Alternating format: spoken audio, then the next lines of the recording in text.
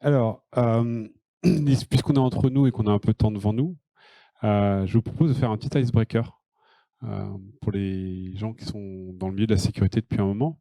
Parce qu'on dit souvent qu'il y a plein de nouvelles attaques qui sortent en sécurité. J'ai plutôt tendance à dire qu'il n'y a pas grand-chose de nouveau sous le soleil.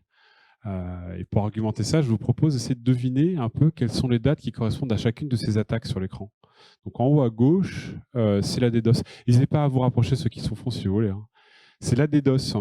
Alors la DDoS, quand est-ce que vous pensez que la première DDoS a eu lieu? La première. La première, on va dire, qui est significative, enregistrée dans les archives, on sait que c'était une DDoS, bien que je puisse préciser qu'elle était involontaire. Combien? Ok, je note 86 au fond. 90. Il y a quelqu'un qui m'a déjà fait le coup hier des 90. Alors, deuxième icône, c'est de la manipulation d'ingénierie sociale. Quand est-ce que vous pensez que ça a eu lieu à but informatique, hein, sinon c'est vieux comme le monde, hein. Alors, à but informatique. Et savez-vous, bonus track, savez-vous qui c'était? Ok, on va en parler. Ouais, ouais, c'est une légende, hein, c'est une légende du milieu. Ensuite, la première attaque sur la couche web, donc cross-site scripting, SQL injection. Quasiment précisément, ouais. Vous êtes très très proche. La quatrième icône, c'est la man in the middle. C'est le fait d'écouter, d'intercepter des conversations entre deux machines qui se parlent. Alors, deux machines qui se parlent, attention, hein, pas deux humains, hein. Ça fait un moment aussi, on va y venir. La cinquième icône en bas à gauche, c'est un papier qui est légendaire dans notre milieu qui s'appelle Smashing the Stack for Fun and Profit par Aleph One, qui est le premier à avoir fait un buffer overflow. Il l'a à la fois théorisé et il a aussi montré comment faire des buffer overflow. Donc pareil, je vous laisse vous faire une idée de la date dans la tête. Alors un peu plus tôt que ça, mais vous n'êtes pas très loin. Mais un petit peu plus tôt quand même. La première campagne de phishing, au sens vraiment le but d'accrocher des gens et de leur faire croire quelque chose. Ensuite, le premier password brute force. Et enfin, le ransomware. Alors déjà, est-ce que vous voyez éventuellement un intrus là-dedans? Eh bien, c'est le ransomware. Parce que le ransomware n'a jamais été une méthode d'attaque, en fait. Le ransomware, c'est une méthode de monétisation. Donc, ce n'est pas un vecteur d'attaque en soi. Vous faites un ransomware une fois que vous avez trouvé des credentials, une fois que vous avez fait du cross-site scripting, quoi que ce soit. Mais en soi, ce n'est pas une attaque. C'est une méthode de monétisation. Ça vous fait payer votre dette technique au prix le plus fort possible. Allez, on finit le jeu puisqu'on va démarrer. 74 pour la première DDoS. 90, Kevin Mitnick fait sa première manipulation en ingénierie sociale pour récupérer les plans des PABX sur la côte ouest des États-Unis et prend le contrôle de toute la côte ouest des États-Unis en termes de téléphonie.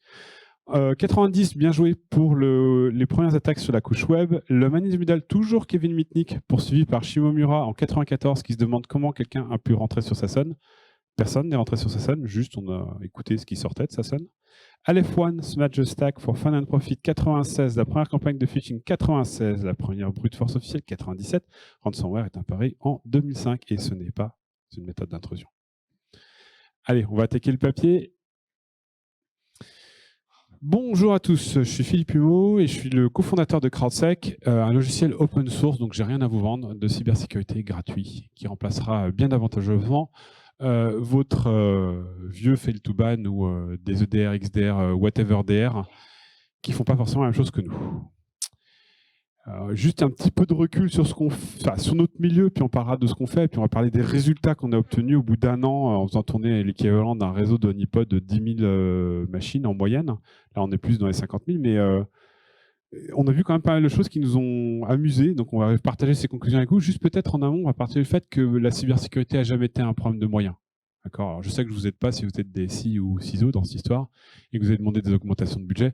On va se dire les choses, ça ne sert quasiment à rien. Et j'en ai une preuve assez factuelle, c'est que JP Morgan, en bas à droite, petite PME du Val-de-Marne, a un budget de 800 millions de dollars en cybersécurité annuelle. Alors, on va mâcher le chiffre ensemble. 800 millions de dollars, le PIB de l'Afghanistan. Et ils se sont fait défoncer. La conclusion, c'est que si vous mettez à peu près une quantité d'argent illimitée sur la table, ça ne va pas forcément vous protéger. Alors évidemment, en n'en mettant pas du tout, ce sera pire. On est tous d'accord. Mais en mettant plein, ça ne change pas grand-chose. Et c'est pour ça qu'on pense qu'il y a besoin d'une nouvelle approche. Et je vais aller doucement vers pourquoi on a un réseau aussi grand. C'est qu'on vous propose plutôt d'autres approches. L'approche JP Morgan, on va l'appeler comme ça, c'est l'approche super-héros, quoi. Je suis seul contre une armée, mais je suis super équipé, j'ai une Batmobile, un bouclier en acier, un jetpack, des yeux laser, tout ça, tout ça. Spoiler alerte, quand vous battez contre une armée tout seul, vous perdez dans la vraie vie. En fait, ça revient à imaginer un sergent dans un baraquement avec une centaine de gars qui dit « Bon, on est assiégé par 10 terroristes, on va tous sortir un par un. » Bah, c'est con comme approche. Ce qui veut dire si on va tous sortir tous ensemble, en fait. Et on va les déglinguer. Donc là, ce qu'on a pris comme point de vue dans l'industrie depuis 30 ans, c'est de dire « Allez, on y va tous un par un. » C'est pas sûr que ce soit la bonne approche. Alors ensuite, on a utilisé des méthodes pour être plus malin que les cybercriminels. On a renommé tous les antivirus en EDR. Ça, les gars, ils s'y attendaient pas. Et ouais. On est des IA qui étaient presque capables de dire leur propre nom. On est des deception strategy. Bon, spoiler alert, ça a foiré misérablement. Et ce qu'on n'a pas essayé, par contre, et ce qui est un peu dommage, c'est que on est beaucoup plus nombreux, en fait. On est 1000 fois plus nombreux de personnes à vouloir utiliser Internet de façon légitime que de cybercriminels. Ça serait peut-être pas totalement idiot d'essayer de tirer profit de notre force à nous, qui est le nombre, plutôt que l'argent. Donc voilà le plan. Voilà le plan qu'on s'est mis en place chez CrowdSec et les résultats qui vont en découler viennent de là. On fait un logiciel open source gratuit, Mighty License. Si vous voulez mettre sur un missile en étant la Corée du Nord et l'envoyer sur le Japon, je ne peux pas vous en empêcher. Ça s'appelle la licence Mighty. C'est la même que sur la Debian. Il n'y a rien à faire. C'est gratuit. Vous en ferez bien ce que vous voulez. Il y en a un peu plus. Je vous le mets quand même. Et donc, ce logiciel, ce qu'il fait, qui est pensé comme un fail-to-ban sous stéroïde, on va dire, il va bloquer vos attaques et il va ensuite partager les IP qui ont mené ces attaques avec l'ensemble de ses utilisateurs, comme un Waze, on va dire. D'accord ? Donc, à la fois, ce réseau bénéficie à ses utilisateurs et il nous bénéficie à nous, puisqu'il faut quand même qu'on vive. Je ne vais pas mettre un petit chapeau à la sortie de la conférence, donc il faut bien qu'on vende quelque chose. Donc, on récupère ces signaux et les gens qui ne participent pas au réseau, eh ben, on leur vend les signaux si ça les intéresse. Spoiler alert, ça va vous intéresser. Donc, comment ça marche ? Eh ben, on acquiert du log, n'importe quel type de log, du log distribué dans un log pit, type, je sais pas, ELK, du log local, type syslog, RC, enfin, ce que vous voulez, du journal D, du CloudTrail en ligne, du CIEM, enfin, whatever.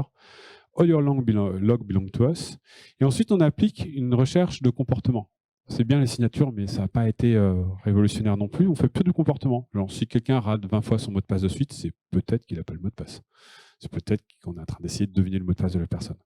Ça peut paraître con, mais souvenez-vous que SolarWinds, ils ont quand même réussi à foutre en l'air 10 000 boîtes juste avec un mauvais mot de passe sur leur FTP. Donc, ce n'est pas encore traité à l'échelle mondiale. Si quelqu'un fait des transactions à 0,1 $ sur votre site web, alors que votre panier moyen est en moyenne à 30 $, peut-être qu'il essaye de vérifier des numéros de carte bleue. Si vous avez plein de 404, de 503, peut-être qu'il fait un scan web. Bref, vous voyez la logique, ce sont des comportements. Une fois qu'on a trouvé un mauvais comportement, on le bloque avec un IPS et on va partager l'IP qui a eu son mauvais comportement avec CrowdSec qui va vérifier que ce n'est pas une tentative d'empoisonnement et renvoyer ces IP dans la communauté. Pour faire court, si je me pointe à l'entrée d'une boîte de nuit en étant alcoolisé, le videur va se dire « c'est un mauvais comportement ». Si je suis connu dans le quartier pour être alcoolisé à toutes les entrées des boîtes de nuit tous les jours, mais que ce jour-là, j'arrive sobre à l'entrée de cette boîte de nuit, il ne va pas me laisser entrer en disant ah, « tu as une réputation, mon garçon ». Un comportement répétitif devient une réputation. Voilà. Rassurez-vous, mon foie va bien.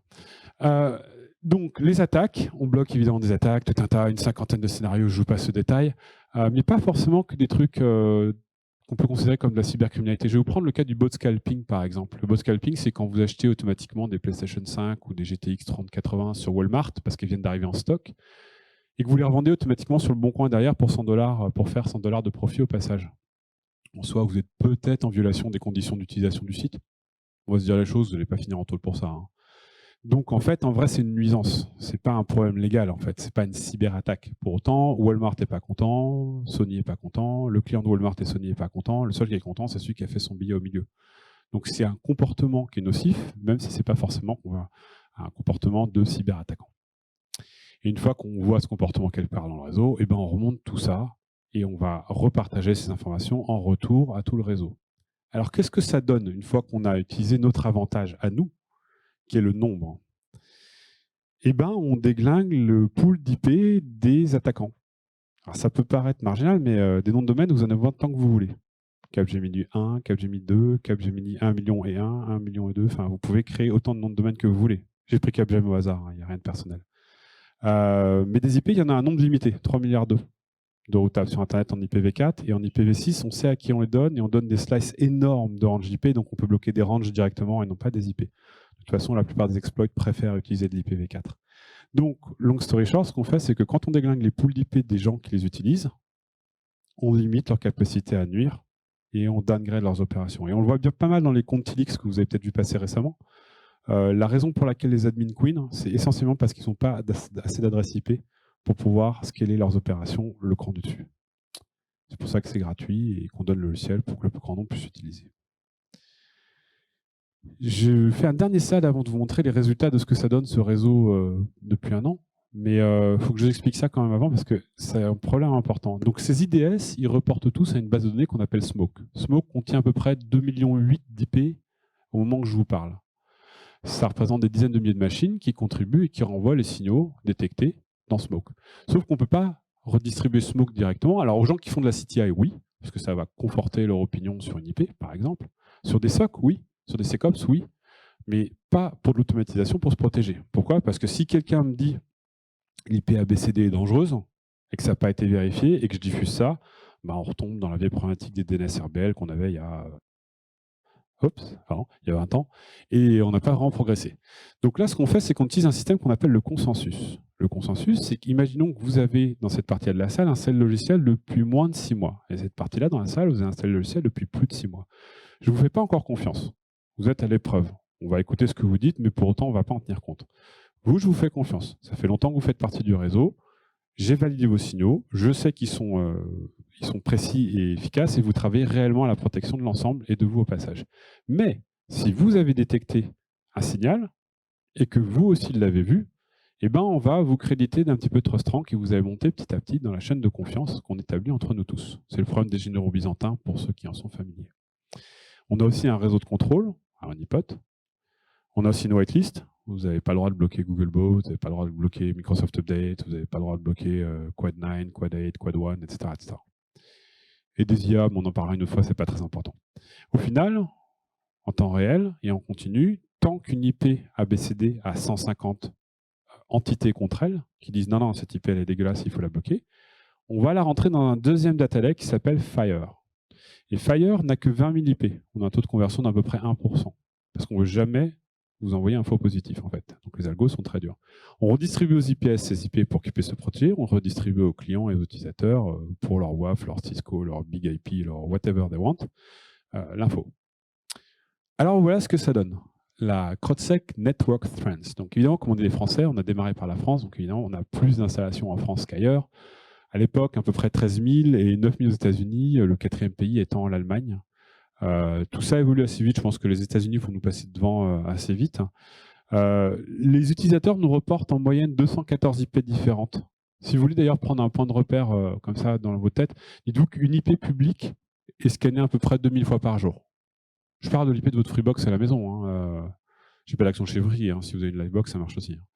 Mais c'est l'ordre d'idée, ce qui est quand même délirant. On parle de machines qui n'ont pas de reverse DNS, qui n'ont pas de DNS, qui n'ont pas de service exposé et qui prennent 2000 scans par jour. Donc imagine une machine qui, elle, a un DNS, etc., etc. Donc ils nous reportent en moyenne, ces utilisateurs, à peu près 2400 menaces par utilisateur. Une menace, c'est un scénario, un credential brute force, un credit card stuffing, ce que vous voulez. Donc c'est assez significatif. On n'a pas encore un gros footprint en Afrique.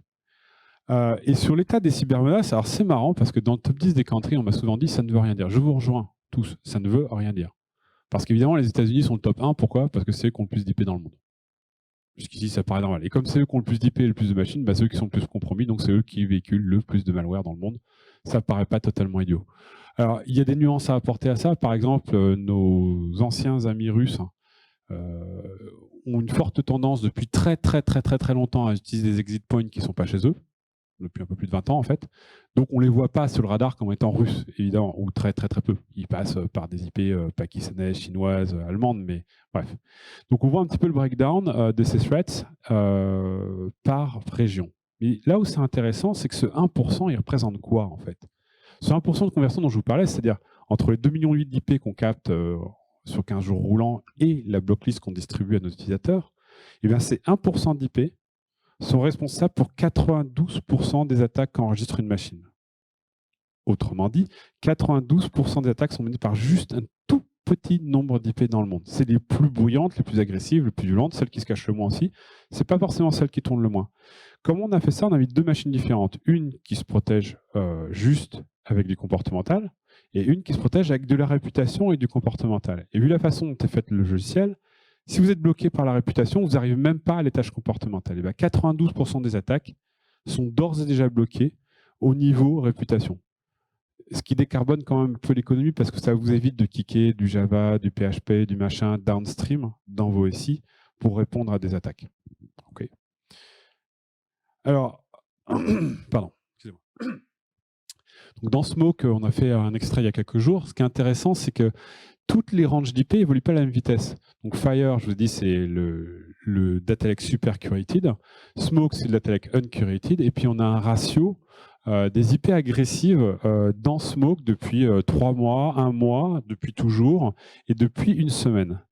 Et alors ce qui est intéressant, c'est qu'on a vu 12,6% des IP en fait pour la première fois cette semaine.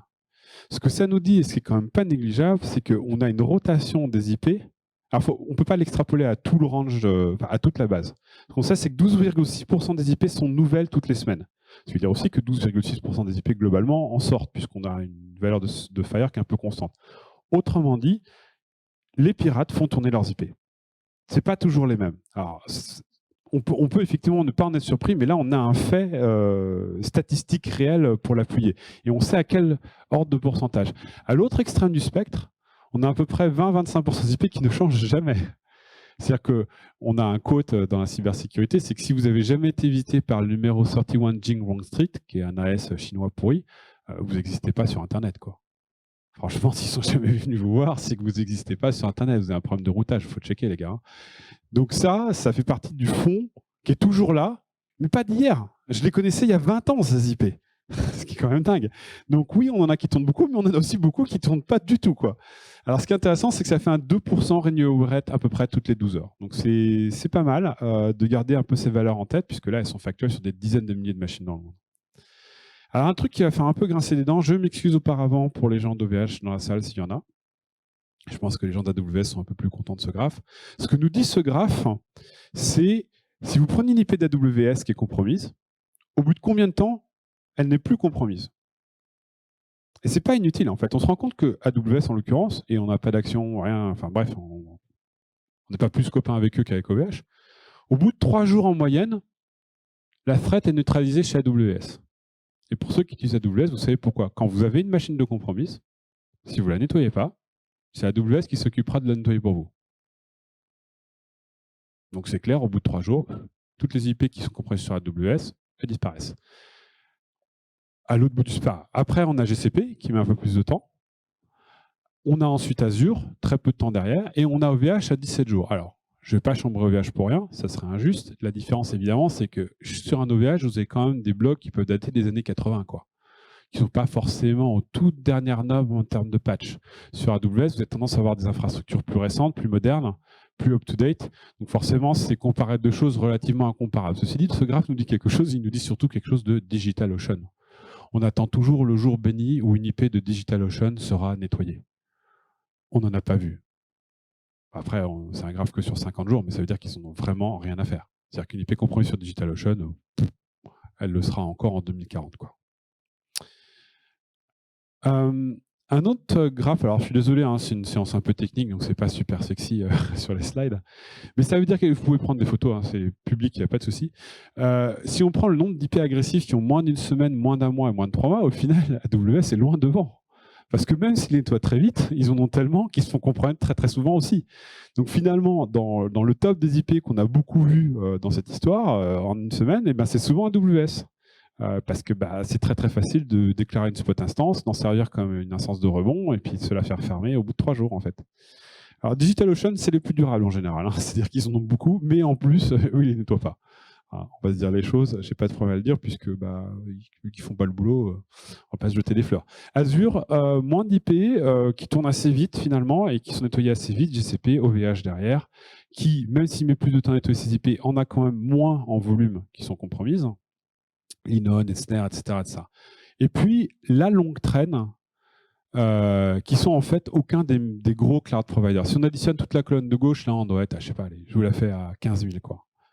Et en fait, au final, il y a 106 000 qui ne sont pas des gros cloud providers. Ça nous dit quoi? Ça nous dit qu'une machine sur 6, elle vient d'un cloud public connu. Une machine agressive sur 6 vient d'un cloud connu, mais 5 machines sur 6 viennent d'une infrastructure privée, en fait.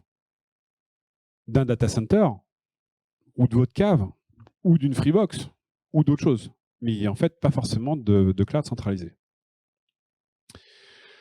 Alors ça, c'est un petit peu la même, mais qui ne sont pas dans le clé. Ça, c'est carrément dans Smoke. Donc c'est en permanence, en fait, c'est tout ce qu'on reçoit comme agression, d'où elles viennent. Alors globalement, la grande majorité, presque 80%, c'est AWS plus DigitalOcean. C'est la très très grande majorité.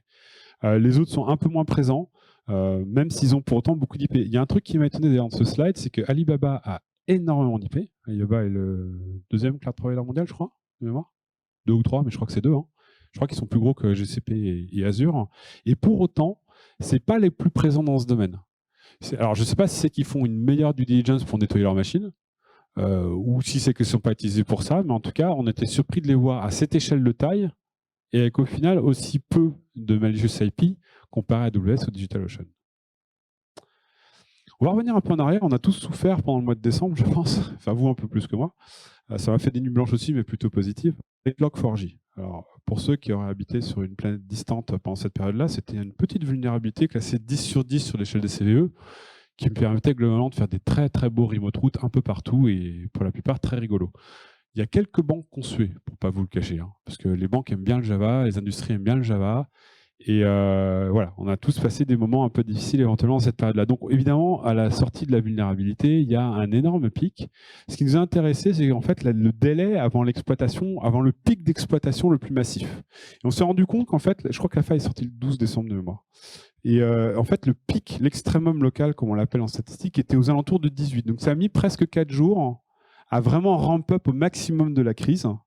Puis c'est redescendu progressivement jusqu'après le 1er janvier. On voit d'ailleurs que nos cybercriminels n'ont pas vraiment pris de vacances de fin d'année, très professionnels de leur part. Ils bossaient entre le 25 décembre et le 1er janvier. Et après, on ne se l'explique pas pour l'instant, il y a une grande période de calme jusqu'à quasiment fin janvier. Beaucoup moins d'attaques. Et tout d'un coup, aux alentours du 20 janvier, de nouveau une activité de fond qui, elle, est restée presque constante jusqu'à mi-mai, avant de se réeffondrer comme en janvier. Donc on pense qu'à cet endroit-là, on a eu ce qu'on appelle là encore de la longue traîne, c'est-à-dire des gens qui sont arrivés après, qui ont essayé de faire de l'exploitation sur des serveurs qui n'auraient toujours pas été patchés, qui sont passés sur le tard, ou qui avaient trouvé une nouvelle façon d'exploiter Log4j. On n'a pas la réponse, je suis ouvert d'ailleurs à vos commentaires et à vos observations de professionnels là-dessus, mais ce graphe nous a paru intéressant à partager. Alors ce qui est intéressant, c'est que les honeypots, ça n'a pas de goût, pas de saveur, pas d'odeur, pas de couleur. En gros, vous faites tourner une machine, vous dites je suis vulnérable, attaquez-moi. Mais du coup, ce que vous captez, c'est le bruit de fond de l'Internet.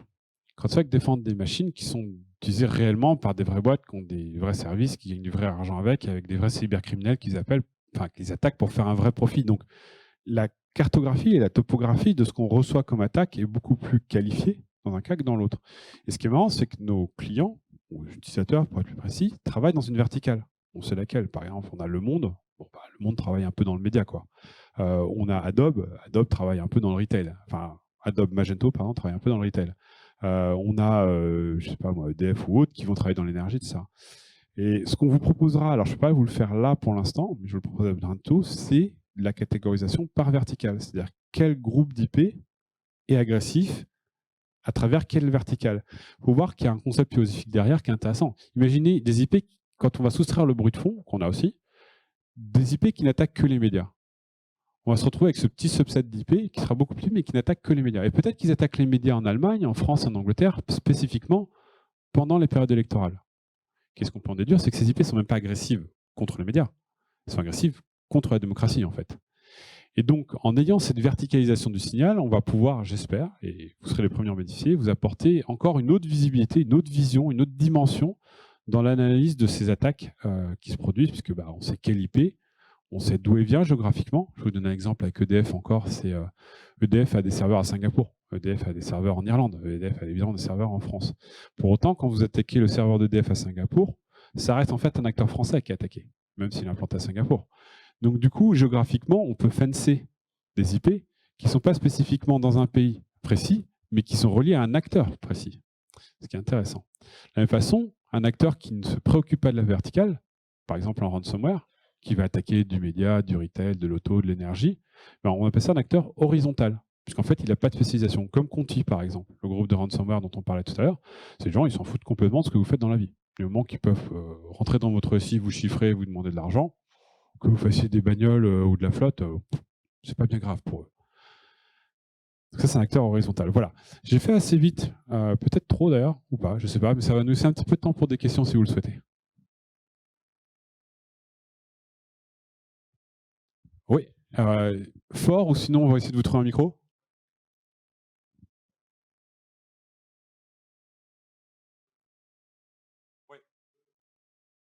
Oui.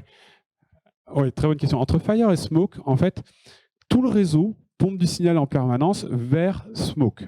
Et en fait, on s'appelait Smoke et Fire parce qu'il n'y a pas de fumée sans feu. Smoke, c'est l'endroit où on a vraiment toutes les violations non qualifiées. Donc, même si moi, je reporte quelque chose qui est faux, en disant Googlebot, c'est vraiment des ordures, il faut blacklister cette IP, ça va arriver dans Smoke. Mais Smoke n'est pas utilisé de cette façon-là, en fait. Smoke, ça va être par exemple dans un SOC, je sais pas moi, chez Orange Cyberdéfense, ils vont dire, OK, on a un flux qui vient de chez CrowdSec, j'ai cette IP-là, ABCD, j'ai un doute, je la vois dans mes logs, fait des tas de trucs, je vais demander si CrowdSec la connaît aussi. Ah, tiens, comme par hasard, ils la connaissent aussi, et depuis un moment, visiblement. Donc, mon signal à moi, Orange, j'ai pris Orange Cyberdef, encore une fois, je n'ai pas d'action chez personne, hein, mais mon signal à moi, Orange, a été confirmé par CrowdSec en live, donc je sais qu'effectivement, j'ai affaire à une vraie alerte.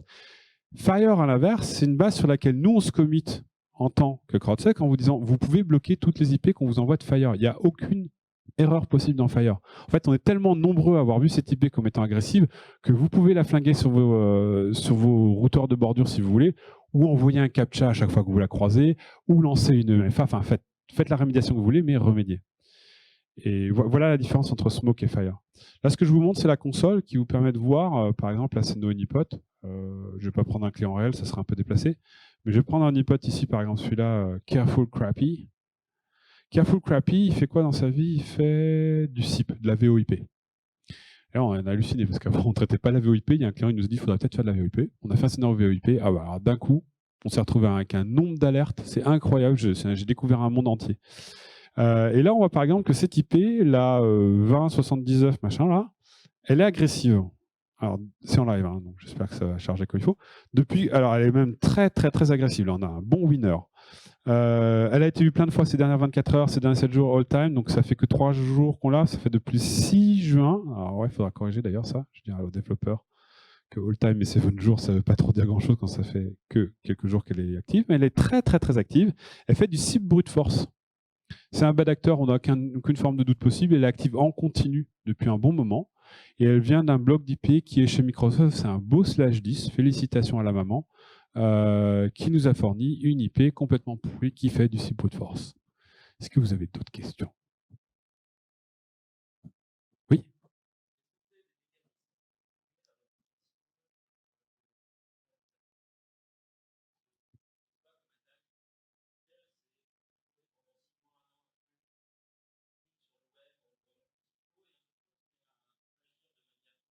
Oui. Oui. Excellente question et merci de l'avoir posée. Alors déjà, la première chose que je ferai quand vous aurez fait tourner toutes ces machines pendant un certain temps, je vous remercierai parce que vous m'avez envoyé beaucoup de signaux. Donc en fait, on est dans une compétition de moyens. Et la logique qu'on développe derrière est la suivante, c'est que Microsoft a un vote, on va appeler ça comme ça. C'est pas parce qu'ils ont 1 million d'IP, enfin, ou un /10 en l'occurrence, qu'ils vont avoir un /10 de vote en fait. Microsoft est considéré comme une unité au sens de son AS. Je suis considéré comme une entité parce que mon IP est une IP de Freebox de particulier. Vous êtes considéré comme une entité même si vous avez 300 serveurs, etc. Donc, en fait, c'est un vote par IP. Ce qui veut dire que vous ne pouvez pas arriver avec plein d'IP d'un coup et mettre un coup d'épaule dans le consensus. Donc, si on veut mener cette attaque, qu'est-ce qu'on va faire? On va avoir plein de machines qui vont être spawnées sur plein d'AS différents. C'est chiant à faire, en vrai. Parce qu'il va falloir automatiser plein de déploiements pour arriver à au moins 150 votes sur 150 AS différents. Et encore, même comme ça, vous n'y arriverez pas parce que vous n'avez pas assez de diversité. Parce que vous avez été déployé en même temps, on fait tourner les mêmes scénarios, ils remontent absolument tous en même temps. Bon, bref, on va se dire que c'est probablement sous le contrôle de la même entité. Et puis même au-delà de ça, quand bien vous arriveriez à vos fins, vous allez peut-être taper dans la whitelist en fait. Donc si vous essayez de me faire blacklister Microsoft Update, ça ne marchera juste pas, parce qu'ils sont whitelistés. Et en admettant que vous tapiez dans une IP avec toute la diversité, que vous avez mis tous les moyens, 6 mois, tout ça, enfin bref, vous êtes vraiment motivé. Merci pour tous les signaux. Et en fait, ce qui va se passer, c'est qu'on va avoir un reporting de cet acteur, je ne sais pas, mettons l'entreprise Tartampion, qui va me dire ah, je pense quand même que c'est une fausse alerte. On va enquêter. Et si c'est le cas, vous allez perdre toute cette réputation durement acquise sur toutes ces machines d'un coup et retour à la case départ. Pendant que nous, dans l'intervalle, on aura profité de dizaines de millions de signaux envoyés par vos machines pour 0 € en fait. Donc la compétition, enfin, ce qu'on a posé sur la table, c'est une compétition de moyens. On ne dit pas que c'est infaisable. On dit que ça va coûter très cher et que ça va nous renforcer avant de nous affaiblir. Merci à vous. C'est ce qu'on appelle, pour les spécialistes, le problème des généraux byzantins. C'est-à-dire qu'on peut avoir, dans un réseau ouvert, où on va discuter tous ensemble, des gens qui sont de bonne foi, des gens qui sont de mauvaise foi, des gens qui font par erreur un reporting. Par exemple, il n'y a rien qui ressemble plus à un scrapper que Googlebot. Pour la bonne raison que c'est un scrapper en fait. Sauf que c'est un gentil scrapper. Alors après, il faut trier le gentil chasseur du méchant chasseur, tout ça, on connaît l'histoire.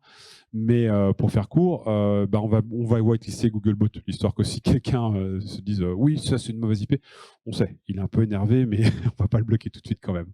Voilà. Et la whitelist, pour répondre à la prochaine question, elle est crowdsourcée. Donc c'est-à-dire que vous pouvez envoyer quelque chose, vous faites une pull request sur GitHub, on vérifie.